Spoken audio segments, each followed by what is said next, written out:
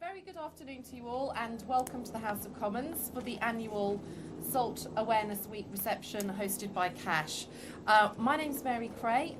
I was one of the MPs who has been working on issues around food, dietary content, and I did a children's food bill in 2005, which is why I think I'm still involved in the food area, but it's also because I'm a glutton. I'd like to start, if I may, by welcoming Professor Creagh MP, who's going to talk through, I think, some of the most recent research he's done on, with horrifying results, for those of us who like to eat out, on the composition of restaurant food. Thanks very much indeed, Graham, and I think your point about, you know, does he take tea in his sugar, or sugar in his tea? Do they take salt in their pizza? I think it was very interesting.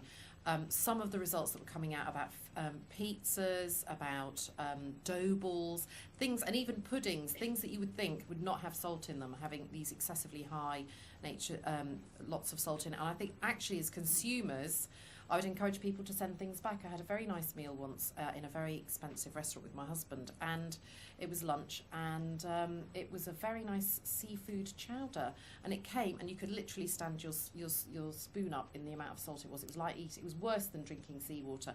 And I sent it back, and they were like, well, what's wrong with it? The chef says it's normal. And of course the other thing is, when you eat a lot of salt, you become completely desensitized to it. So I'd gone in and was like, no, I'm not eating this. This is going to give me a heart attack. You know, it's really, really salty. And the chef was a bit sort of offended, but he took it away and gave me something else. And I think we've got to actually, as consumers, be much more salt aware and actually think, do I actually want to eat the 5 or 10 grams of salt that may be hidden in this meal? Right, and I think it's your comments about 6,000 lives saved is a very important one. That represents about 10 people in every constituency of the United Kingdom. And really, in public health terms, it's hard to think of other improvements that have saved so many lives, apart from maybe the Back to Sleep programme, which was the advice about putting babies on their back to sleep, which has saved tens, if not hundreds of thousands of babies' lives. The problem we have with all of this progress is no one ever thinks that they're the person that's walking around alive because of the 6 grams a day salt reduction. It's very hard to prove the extra lives, and it's very hard to make people think that they are the lucky person that is around. So that's a problem for policymakers.